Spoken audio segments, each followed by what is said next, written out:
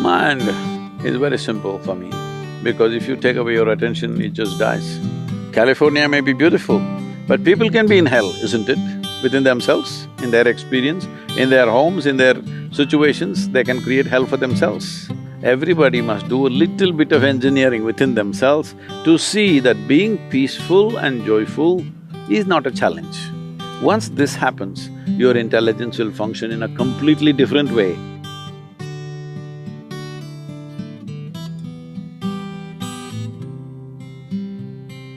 Namaskaram, Aubrey. Hi, Sadhguru. Thank you for sitting down here.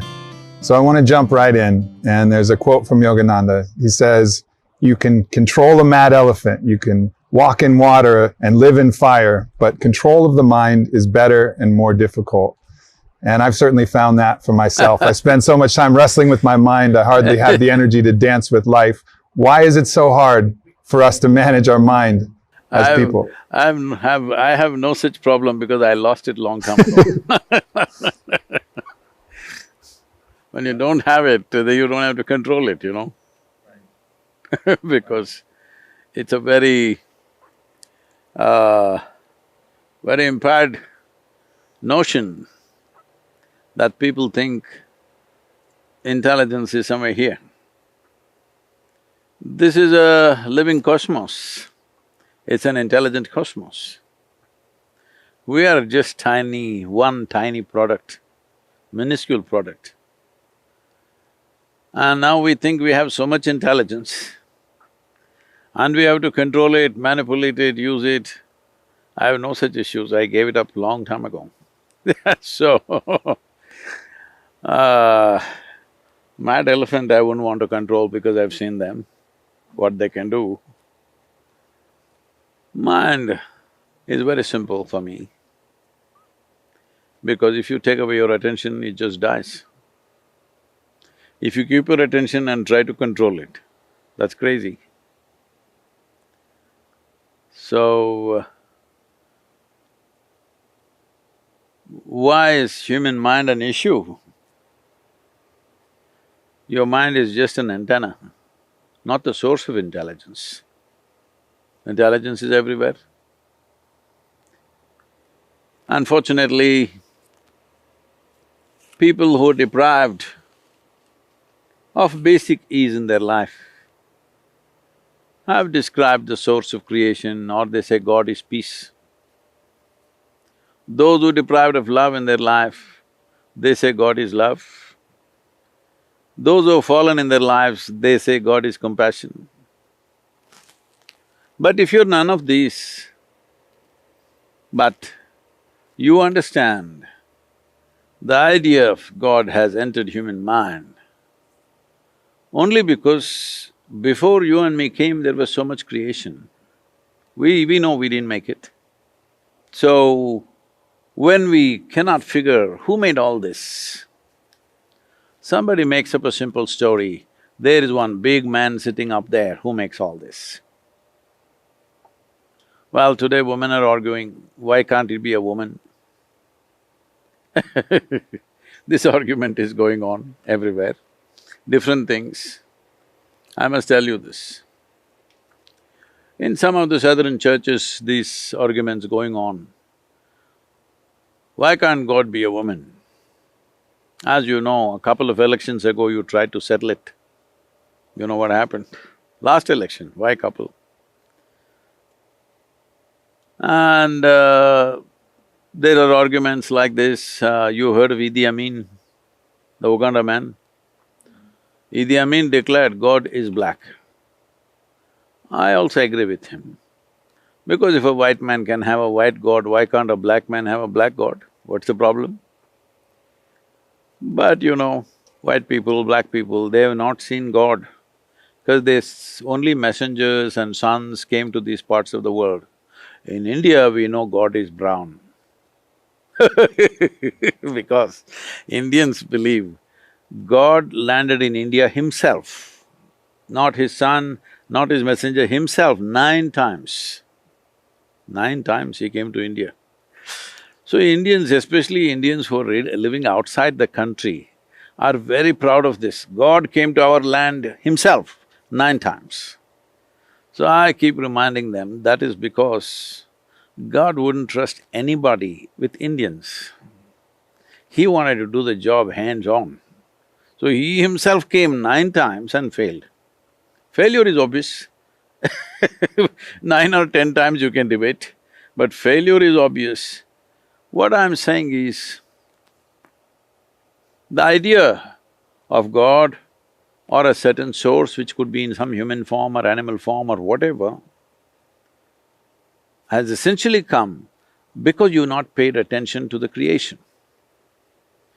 The idea has come only because you have no explanation for the creation. But if you pay enough attention, we don't know God loves you or not, we don't know whether God is peaceful or not, we don't know whether God is compassionate or not. But if you pay attention to this flower or this leaf or a blade of grass, you can see whoever created this is brilliant, simply no question. Everywhere you see, every atom you see, it's intelligence, intelligence, intelligence. But nobody said God is intelligence. That's the biggest mistake we've made. We said all kinds of things, whatever we need. We say God is wealth if you are poor. If you are hungry, you say God is food. If you have backache, you'll say God is health. Everybody, whatever they're deprived of, they will make it into that. Leave all these things, just take one piece of creation, take an ant and pay attention to him. You will see it's a most brilliant creation. But we never said God is intelligence. So, this is a living intelligence, everything here, this very cosmos. In this, where do I think I'm intelligent? If you find access to the intelligence there is, you can function in a phenomenal way. But within this bone box, if you think everything that needs to be there is in this, then all you will do is suffer your intelligence. Now you think a mad elephant is easier to handle than your mind, so you must be madder than the mad elephant? I don't know who said that, but for me, my body, my mind is never a problem. It always cooperates, because that's what it's supposed to do. My body and my mind should take instructions from me, only then it's a useful instrument. If it start doing its own things, then it's a nuisance. And this is what is happening to most people, that their mind is the biggest nuisance in the world. They would be better off without a brain. Yes. If you remove half the brain, everybody is going about struggling to be peaceful. You take away half their brain, they will sit here peacefully, very peacefully. So is that the goal I'm asking? There is a possibility, that is, if you do not harness that possibility, it becomes a major problem. And you don't know how to harness it because you do not know whether it's a horse or an elephant or a cow or a deer. When you do not know the nature of something, how do you deal with it? Suppose, right now here there's a cup sitting here.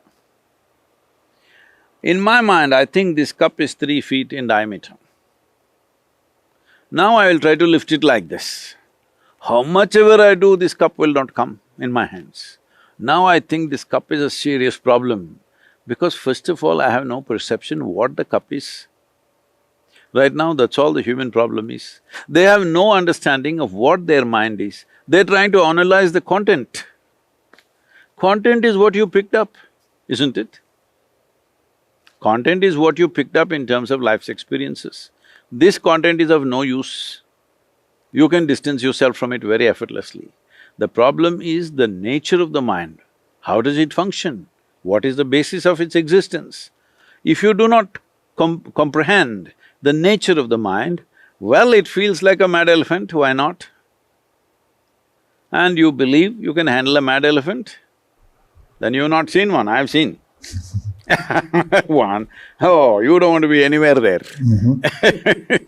When an elephant goes mad, when it goes amok, oh, you don't want to be there anywhere in 1 kilometer. And most of us don't want to be anywhere near our own minds, because our minds do act like that. And I think one of the great lessons, I heard you talking about it yesterday, is the ability to observe the mind. As you said, if you don't understand the mind, how can you use it as the tool that it is? But the distance that's necessary to actually observe it. Is that what you credit, your ability to let go of the challenging aspects of the mind, the willingness to give some separation and observe your own mind? See, right now I see you are a well-exercised man, all right? You have strength in your arm. Is it a problem? No, Does it punch you once in a while? Hello? not usually. It does, but does it ever punch you, No. your right arm? It doesn't. So it's not a problem. So all this strength is not a problem because it doesn't punch you. Similarly, whatever is the nature of the mind, this is also one more dimension like your arm. Your arm is here to do this, that and that. Your mind is here to do that, that and that. But now it punches you. So there must be something wrong with the relationship, isn't it? Yes. That's what we need to look at. Nothing wrong with the mind. We're not holding it right. When I say holding it right, if I ask you a simple question, would you like your mind to be sharp or blunt? Sharp. Sharp. So now I will give you a very sharp knife, very sharp one. I must tell you this. We were trekking in Tibet. So I'm staying in a tent and I'm doing some work, I'm writing something. Somebody else there is cutting an apple with one of those, those new porcelain knives. So another person who is there in the tent says, "Be careful, it's a very sharp knife." This irritates me because I call something a knife only if it's sharp. If it's a child, if you're 5, 7, 8-year-old child, yes. This is a grown-up man. You don't tell him it's a sharp knife. Then I just look at it and then I continue my work. Again another 2 minutes, again they say, "Be careful, it's a very sharp knife." I said, "Come on, leave him alone." He's a grown-up man, he doesn't know knife is sharp. What is the problem? Is it such a complicated instrument he cannot handle it? He said, "No, Sadhguru, it's a very sharp knife." I said, "God damn it, I call something a knife only if it's sharp. If it's not sharp, throw the damn thing, it's not a knife." And then I continue to work and this person whispers to that person, "Be careful, it's very sharp." Another 2 minutes, that guy cuts his hand. I give up.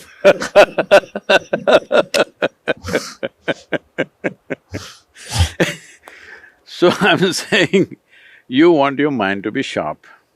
So if I give you a sharp instrument, you must know how to hold it, isn't it? Gotta know where the handle is. If you do not know which is the handle, which is the blade, if you hold the blade tight, of course it'll hurt. This is the only problem with the mind. You're holding it from the wrong end. So for those of us, I've studied the mind, I've gone through many practices, I've tried to figure out where the handle is. And usually, a lot of times I can hold the handle, but sometimes I find myself and there's blood on my hand because I'm holding the blade before I even realize that I grabbed the blade. I wake up in the morning and I feel anxiety in my chest because I feel like I must do something more and there's something more I need to do. And I'm just burning with this anxiety. And I know that's just my mind. It doesn't help me, but still I can't find the handle again. What is the advice you give people like me who are trying their best to find the handle of their own mind, but keep finding the blade? They're trying their best through what means? They're using their mind to find their mind. It is like you hire the local crook as a policeman. I think a lot of times it's happened in LA. You hire the local criminal as the police in charge. Oh, you will see, crime will happen smoothly without any problems, Right. isn't it? Right. So that's all that's happening for most people. Crime is happening smoothly to a point where doctors are telling them anxiety is normal. It happens to everybody. I'm also anxious, I'm also popping pills, you also pop pills. Otherwise, they will make, hallucinogenic drugs legal because it helps. See, if you fall asleep, it helps, isn't it? If you get intoxicated, it helps. I'm saying the further advancement of that is, if you fall dead, it helps.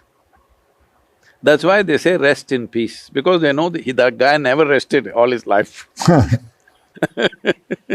So where is the handle?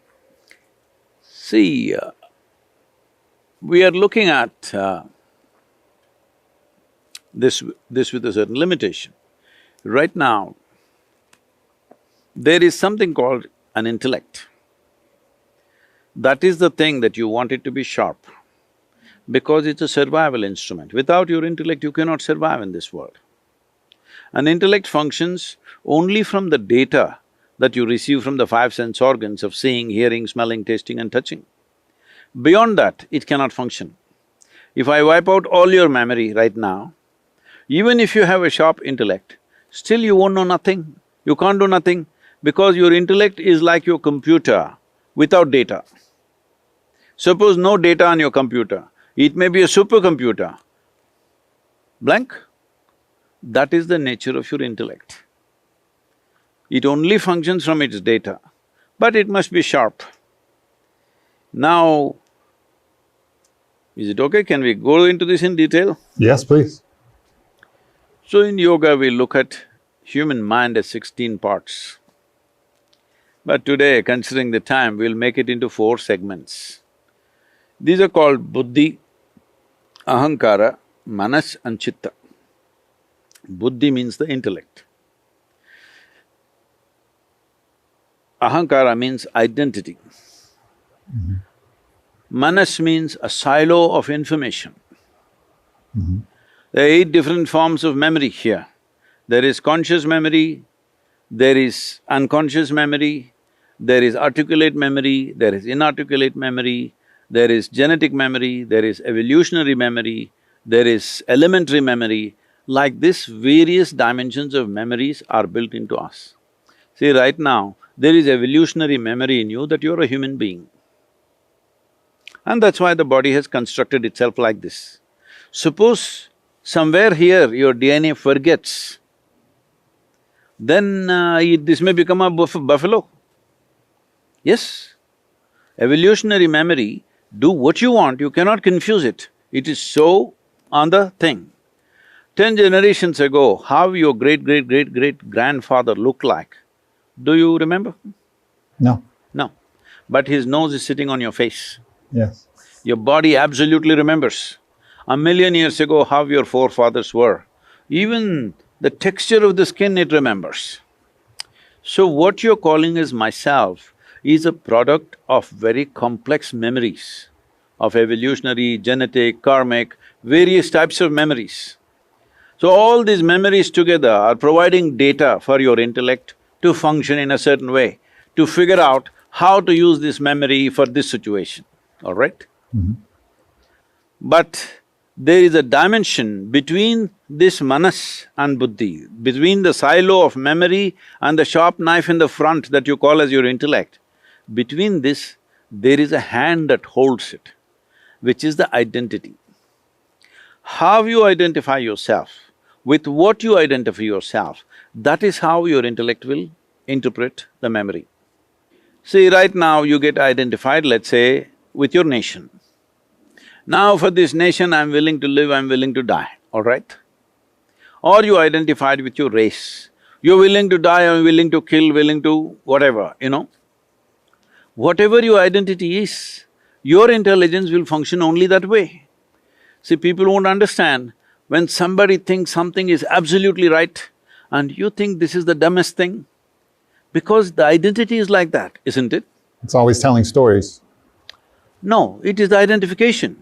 See, right from your childhood, the identification has been built of your gender, of your race, of your religion, of your nationality, of your ethnicity, and individually so many other things that each individual will do to themselves, of their education, of their social status, of whatever else. Right now your teacher is saying, for the good of all. What this is about, just because you say it, all are not going to be good, but within yourself, you want to make your identity with everybody. Correct. You want to make your identity as large as possible. That's the idea. We would like to make this identity cosmic, but we don't know where is cosmos, so at least make it global.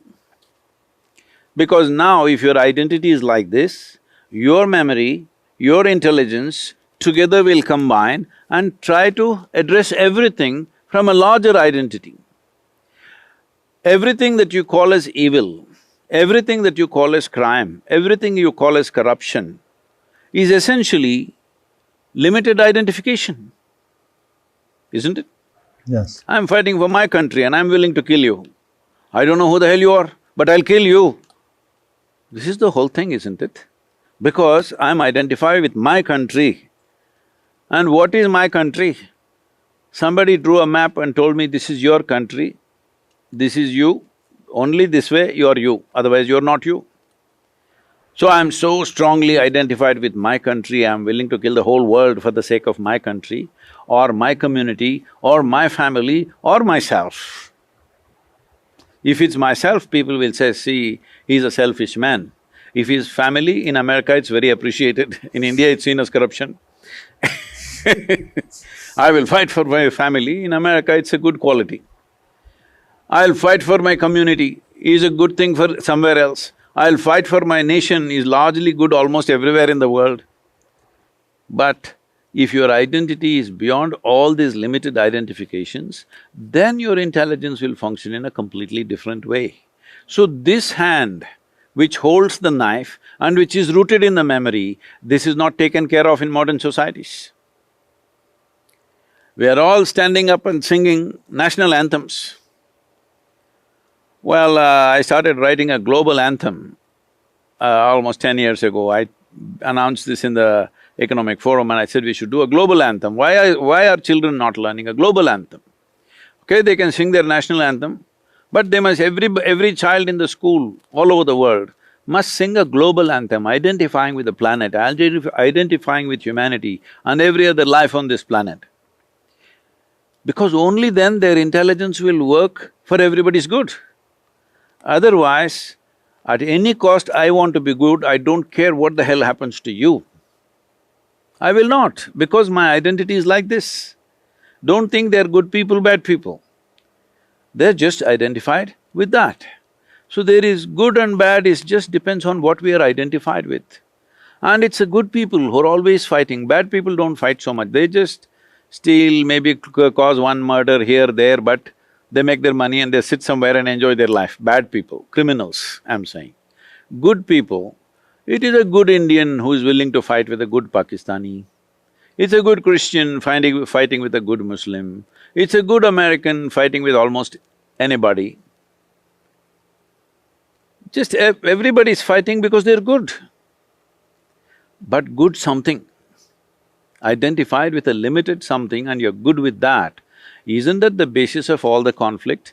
My religion versus your religion, my nation versus your nation, my community versus your community, my race versus your race, endlessly it's gone on. The whole problem of everything is limited identity. I'm telling you, extreme versions of this is Adolf Hitler, all right? Extreme versions is Adolf Hitler. But just look around and see, there are a whole lot of them around you, but only thing is they're not as powerful as him, fortunately. Yes or no? Yes. Limited identity means naturally you are going to do something else to somebody else, because your identification is like that.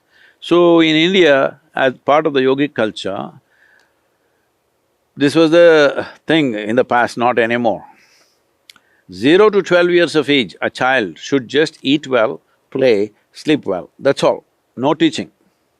At 12, education begins. Before he starts his education, because education is seen as a huge empowerment, before he starts education, he must shift his identity to a global or cosmic identity. First thing is aham brahmasmi, that means I am everything. Not this or that, I am everything in the universe is me. Without taking that step, without that initiation, there is no education, because education is empowerment. See, today tell me, are educated people causing more damage to this planet or uneducated people causing more damage to this planet? Educated. Educated people, because they're empowered, isn't it? Empowered, but their identifications are limited. They have no identity with other creatures on this planet, so they're just obliterating them altogether. And they don't even think they're doing anything wrong, all right? They don't think they're doing anything wrong because they're doing good things. So that is how identity is, and that's how important it is, and we've just not taken care of that in modern societies. The whole world would be radically different if people were taught that story Yes. about their identity from early on. But unfortunately, as you said, we're not taught that story. And many of us have to find it on our own. We have to, through our own spiritual practice, experience that feeling where it is not me in that tree, it is us. And we're both the same, although articulated and expressed and manifested differently. But ultimately, you get to this sense of unicity, this felt sense. And then you can forget it, but at least somewhere you know it. Somewhere I know that we're all the same person living a different life. Somewhere I know that I'm made up of those plants and those animals and this sky and that water and the same thing that feeds the grass. I know it. Sometimes I forget, but at least I know it. So how, if people haven't experienced it for themselves, how can they find that felt sense of unicity, that felt sense of connection to everything? See, definitely in California, you've heard the word yoga. Yoga. The word yoga does not mean twisting and turning and looking like a leftover noodle, you know. Yoga means union. What are you trying to unite? It is not that you're trying to unite anything. It is anyway one.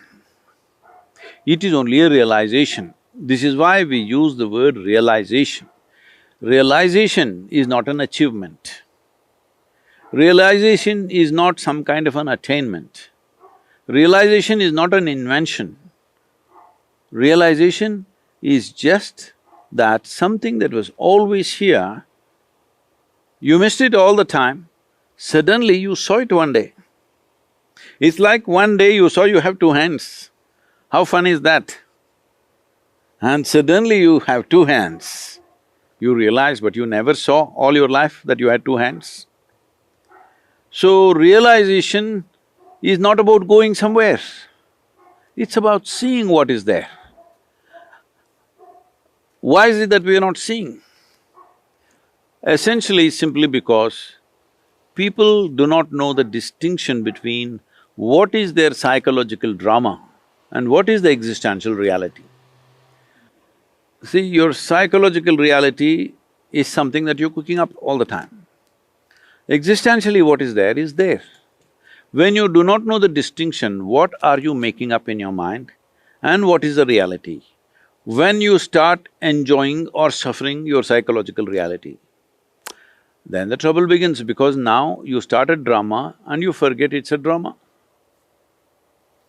Now you become so much a part of the drama, you suffer in the drama, you do this, you do that, you cry, you laugh. This is what is the problem. You're misunderstanding your thought and emotion as life. When people say, my life is good or my life is bad, what they mean is their thoughts and emotions are either right now pleasant or unpleasant, that's all they're saying. Existentially, there are situations, some time ago no virus, now virus, all right? Some time ago maybe economy was up there, now it's down here, whatever. That's not the issue. The real issue is your thoughts and emotion are playing out in a certain way. That makes it a good day or a bad day or a good life or a bad life, isn't it? Essentially, people are misunderstanding their own thoughts and emotions as life and reacting to that. Now there is no time for union because you have become a separate cubicle of your own. You're a small bubble who always feel threatened and oppressed by such a large existence, because you just sit here and really think about this. And this tiny mud ball of a planet, you're sitting here, huh? You're a strong man, but if you look at it, in this cosmos, you're a microbe, not even a microbe. Perspective. So, if you look like this intellectually, you'll get terrified. Such a small creature in such a vast existence, where is my beginning, where is my end, what will happen to me? These are the fears. When these concerns And these struggles and this misunderstanding of what is real and what is not real has happened, this confusion has happened, union or yoga cannot happen. Well, anyway, the yoga that's happening in Los Angeles scares me because see, the yogic system is a certain science. It is not an art form that you can twist it, turn it, you can make it modern art, you can make it ancient art, it's not that kind. It is a science. It needs to be done in a certain way so that…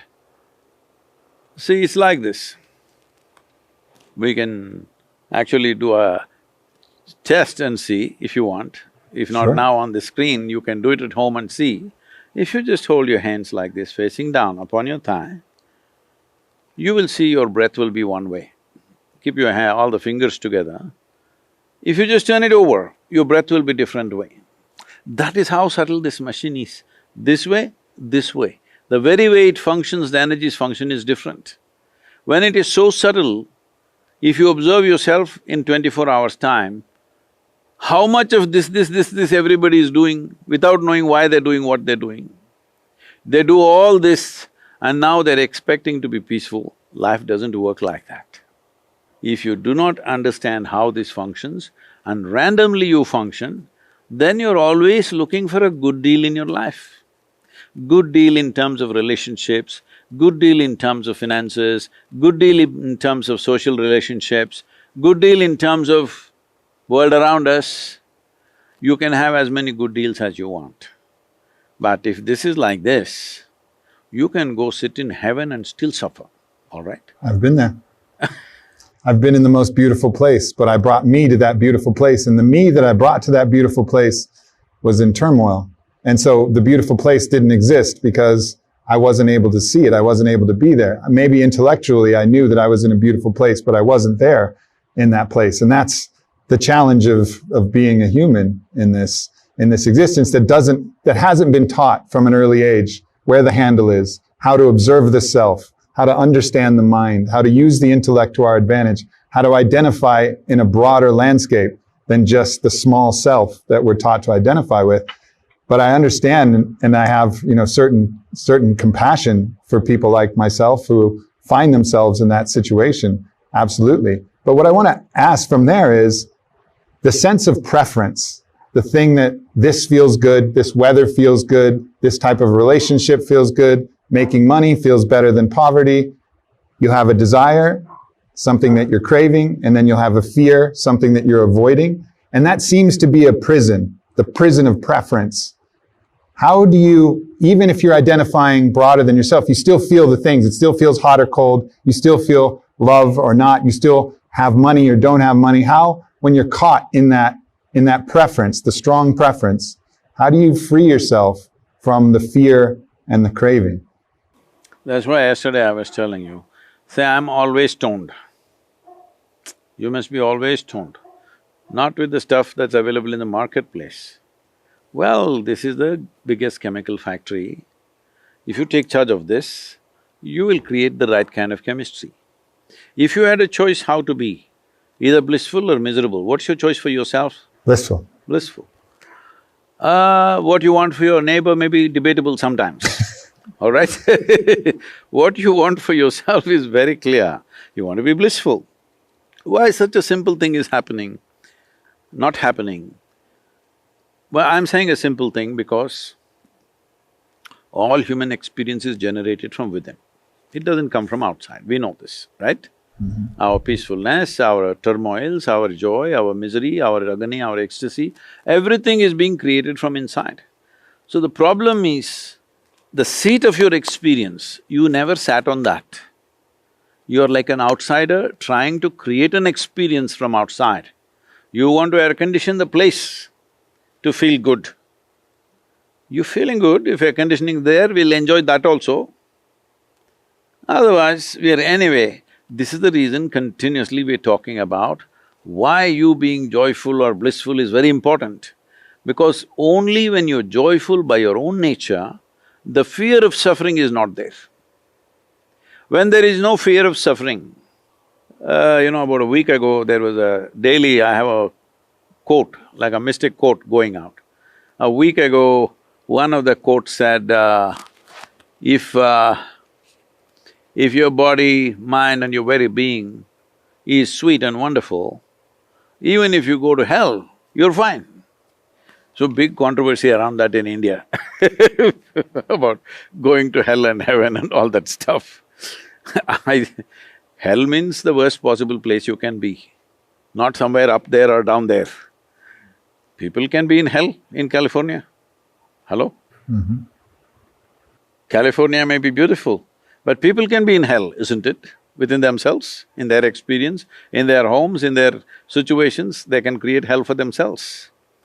So it doesn't matter where you are, fundamentally, if you are not in pursuit of happiness, but your life is an expression of your joy, then all this will go down by itself. Now, without fixing this, you try to do this, that, no. First and foremost thing is, you're peaceful and joyful by your own nature, not because of something. Because today something worked out, I am happy, no. I have started so many things that every day something will not work out for me. I have made sure my life never works. Something major is always going wrong somewhere, okay? Some idiot is doing something somewhere and troubling me. But that will not decide the quality of how I am. That is why you can do everything that you can do. People say around me, Sadhguru, so many big projects, suppose it fails, what to do? I said, if it fails, what to do? We'll die blissful failures. If it succeeds, other people will benefit. That's all. Anyway, I will die blissfully. If we do it well and it succeeds, immense benefit will happen to people. If you fail, well, it didn't work. Anyway, it had not worked even before. But when it doesn't make a difference to you, what is success, what is failure for you? So the most important thing is this. First and foremost, everybody must do a little bit of engineering within themselves to see that being peaceful and joyful is not a challenge. Once this happens, your intelligence will function in a completely different way, because right now it's in a survival mode, always fearful, if what will happen, what will happen. What will happen means what? Will I suffer? That's a question, isn't it? Once there's an assurance, whatever happens, this is how I will be. Other things are very simple. Yeah. When you find that, and I haven't found it, so I don't know, but I've tasted it, but when you find that sense, that ability to control your internal environment rather than letting… No, not to control, to liberate. To liberate. Yeah, good correction. How can you control this? Right, right. To generate your own emotions through your inner knowing of self, inner expression of self. We'll go back to that thing that you said, a mad elephant. See, even somebody, let's say somebody's gone mentally in a certain state, you call them mad. When you call them mad, another expression for that is also he's lost his mind. Yeah. If you lost your mind, for example, can I take you as an example? Of course. I can take myself because it's a more appropriate example. But suppose you lost your mind. How can you go mad if you don't have a mind? Right. It could be a good place. Yeah. If you consciously lost your mind, it's the best thing you can do. Yeah, surrendered it. Where I was originally going is when you have that sense of joy that you can bring forward from your own self, is it difficult to generate the motivation to go out and change your reality, change the reality for other people because you're so content in the self? And is it then love for others that is the motivating factor? Is that ultimately what drives even you with all of your projects that help people? Because you're content either way. So you're not doing it for yourself. So what's the motivation? What is it that drives you? And what is it that drives anybody that's found that joy within themselves? See, on a given day, let's say today morning or tomorrow morning, we'll take it.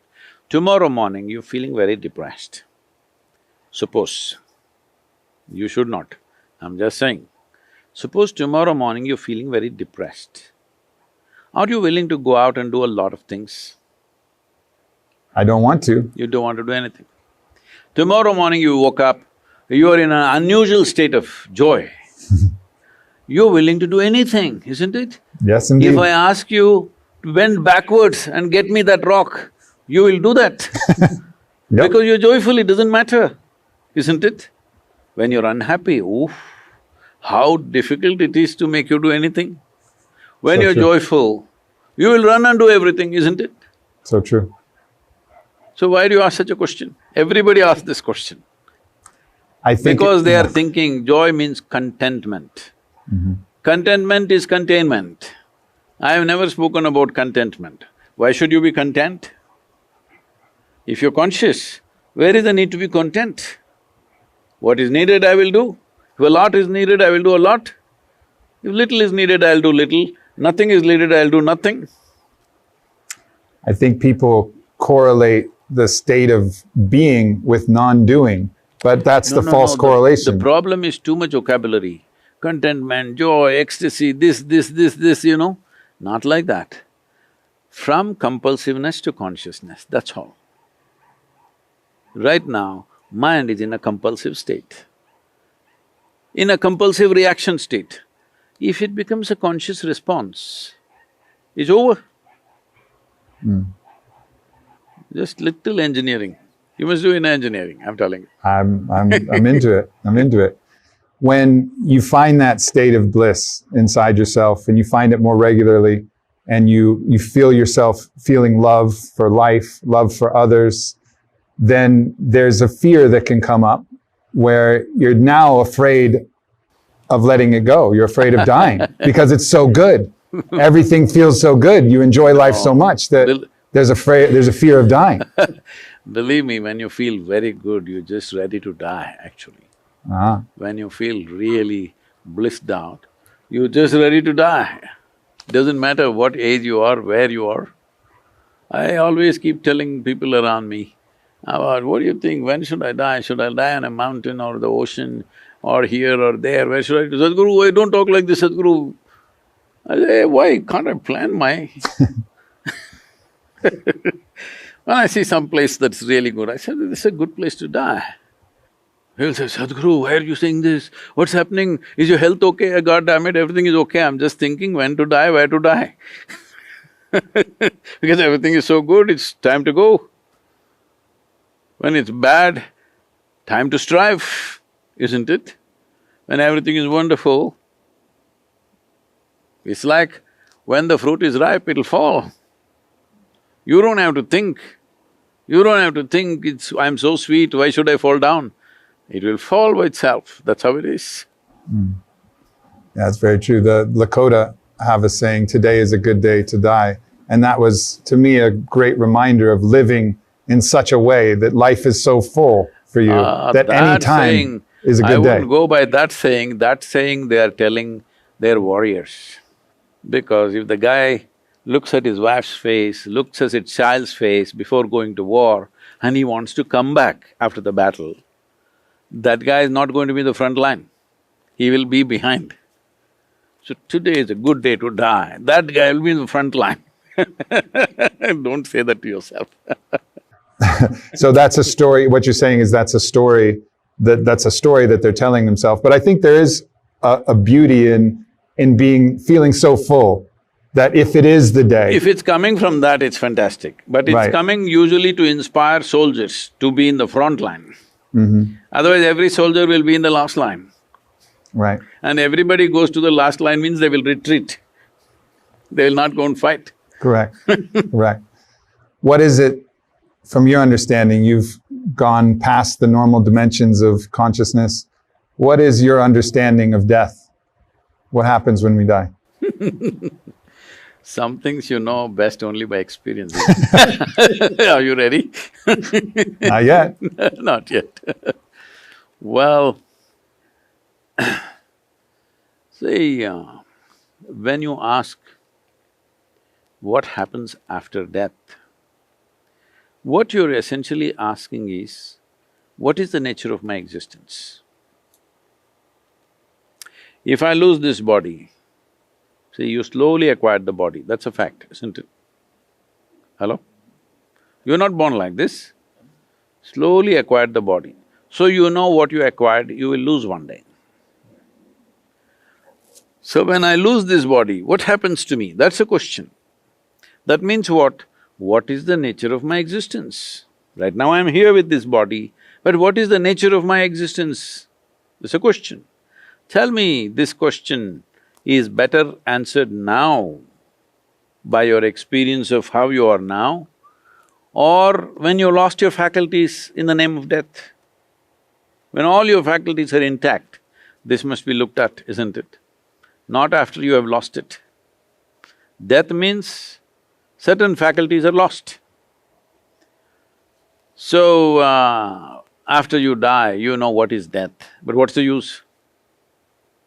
Because now, you don't know what is life because you're in death. Right now you're in life, you do not know the other side. So this is like one side of the coin you know, another side of the coin you do not know. If the coin is lying on this table, you can see only one side. But if you flip it, it will give you, in that spin, it'll give you a little bit of both. And that we can do for you, we can spin you a little bit so that you have a taste of both going with you. Life and death in one breath. It's like that. Actually, in the month of February, we published a book called Death, titled as Death, the Inside Story. And the bottom line was, a book for only those who shall die. You in the list? I am. But the problem is, most people think they're immortal, that's their problem. That is the worst problem in the world. People are going about as if they're here forever. What is the meaning of unlimited wealth? For a person with limited time, I'm asking. Well, they get to think of themselves as better than other people. Suppose all the other people disappear, what do you do? So the only joy is that others are doing worse than you. Yes, I think that is a perversion, that's not a joy. true. See, right now, I had a good meal. You've been hungry for 5 days and I feel really good. Compared to this guy, I'm really nice. This is sickness, this is not happiness, Agreed. isn't it? Yeah. So, that kind of things have been trained right from very early age, that you enjoy what other people do not have. For this you will pay a very, very big price. You will pay a big price. Most people who are in that condition, they do not know one moment of joy in their life, one moment of ease in their life, not even joy. They're only thinking hee, hoo, they laugh looking at other things. When they see that they have succeeded, they have accumulated something, they will laugh. Some pleasure is there, no joy. They don't know what is joy. They have some pleasures, they can buy pleasures. You can't buy joy, you can buy pleasures. Pleasure is only a shadow of joy. So, instead of meeting me, you met my shadow. What is the use, I'm asking? Instead of seeing the tree, you see the shadow. Yes, a tree's shade is good, but a shadow is not the real thing. When you're here, you should know life because that's the only thing we have. The only and only thing you have is life. Everything else is your imagination. Right now, how much is your bank balance? How many homes do you have, or how big is your home? How big is your car? This is all only in your memory. The only thing that's there when you sit on this chair is you're alive. That's the only real thing, isn't it? Rest is all in your memory. Suppose from here to your car park, when you're walking, you lost your memory, you don't know which car to pick. Yes, you'll see lots of these people. The question is not whether you lost your memory or not.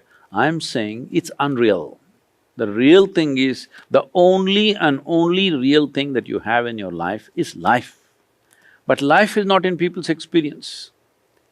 When people say, my life, you're supposed to figure out what are they talking about. They may be talking about their wife, they may be talking about their friend, they may be talking about their car, they may be talking about their job, their career, their something and something. Because they think all these accessories are life. When you misunderstand your spare tire as your car, you know what you will do? You will have to roll it and run on the street. That's why everybody is exhausted and anxious. Yes, indeed. Yes, indeed. What is your understanding of the force that we call love? Because I feel like the word love is used to mean a lot of different things, but there's a deeper, perhaps truer meaning to love. And I would love to hear your take on what love really Now is. you will make me very unpopular in California. See, it's like this. There is a longing within a human being to be something more than what you are right now. If this longing finds a very basic physical expression, we call this sexuality. Sexuality is just that, at least for one moment, what you are not becomes a part of you. Somebody who was not you becomes a part of you for some time. Well, after that you know, you're you, they're they. So this is one level of longing which is fundamentally infused into our body because it has other functions of reproduction and perpetuating the race and all this stuff. We are all here because somebody had it, otherwise we wouldn't exist. So, when you try to do yoga, physically, sexuality will happen. If this happens emotionally, if emotionally you try to include something or somebody which is not you as a part of yourself, then we call this love. If this happens mentally, we call this conquest, success, ambition, or simply shopping. Why are people shopping? Do you think they need it? No, they want to make themselves little more than who they are. Even if you give them empty shopping bags, they will carry it because they want to feel like something more has come to their life today. Otherwise they'll feel lost. Food, same thing. You want to be something more.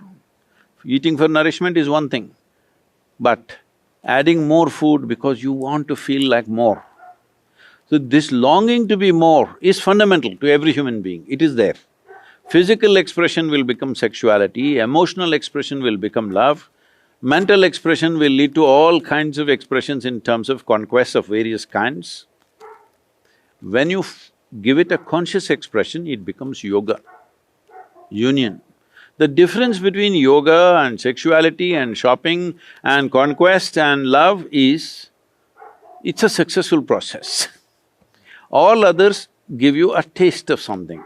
All others are like, let's say you were living inside the wall, let's say you were in a prison, but they gave you a trampoline. So you jumped and jumped and jumped, you got to look beyond the wall few times, maybe every day. But you come back again and hit the trampoline and again go up.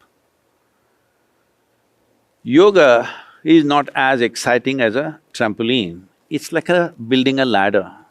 Slowly you build a ladder. Once you build a ladder, you're going to go across the wall. Maybe not as much fun as jumping on a trampoline, but trampoline gets you back all the time. Ladder is not like that, nothing romantic about it, but if you build it strong and climb across, you'll be the other side. When you talk about the union that you're looking to build, is the union, the yoga, is it union with your universal self? Is it union with God? Is it union with everything? What is the union that is the purpose? So you use three words, for all of which there is too many assumptions. Your universal nature, your God, and your what? Universal self, your divine nature, everything. Everything. Okay, everything is another word. Divine nature, universal self, God, everything. Do you know the meaning of any one of these words, or does anybody know the meaning of any one of these words? Does anybody know the meaning of what is everything? We just try. No. Is it possible? No. Then why? Why are you using such an absurd word that nobody knows what it is, we just made it up? Everything, where is everything? Nobody knows what is everything, isn't it? Nobody knows what is the universe and the self. Well, nobody knows what is God also, but everybody talks about it. So I'm saying from generation to generation, we've been insincere. This is the first and most fundamental thing that every human being has to do is, what I know, I know. What I do not know, I do not know. Cutting out all this vocabulary from our mind, everything that we do not know. We know there is a tree. Is tree God's creation or not? You don't know. You know it comes from the earth. Did you make the earth? No. Who made the earth? She made it, he made it, you made it? No. Who made it? No. You don't know. If you come to this one thing that I do not know, genuinely, experientially, not intellectually, if you realize I do not know, realization is just one moment. I do not know is the most tremendous thing in your life, because when you see I do not know, the longing to know, the seeking to know and the possibility of knowing becomes real. Otherwise, I know is a wall that you cannot cross. So the entire yogic system always identifies not with our knowledge, but with our ignorance.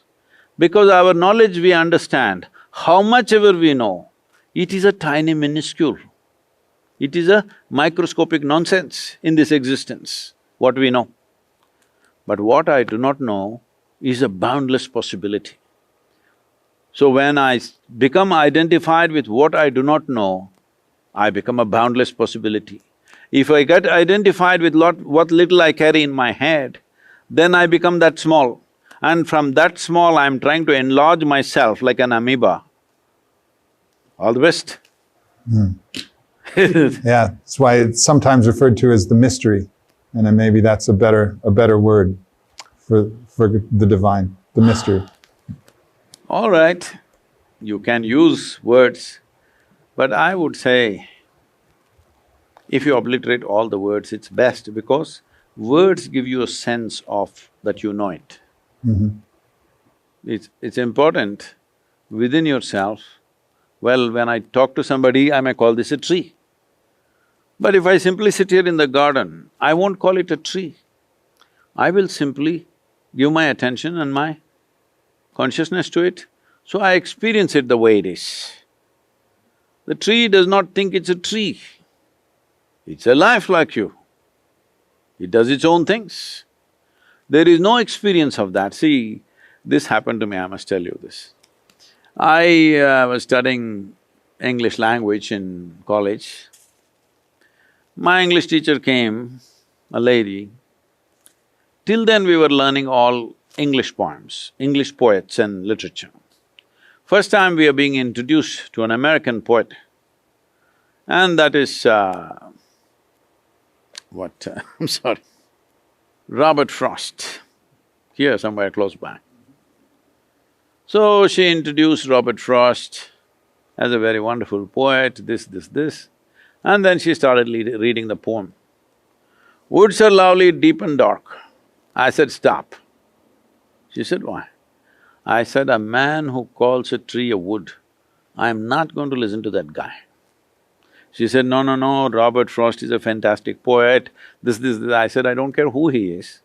But a man who calls a tree a wood, I am not going to listen to that guy. I didn't let her teach.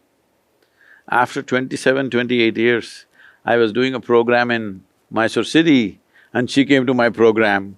Then she came and hugged me and said, now I understand why you would not let me teach Robert Frost.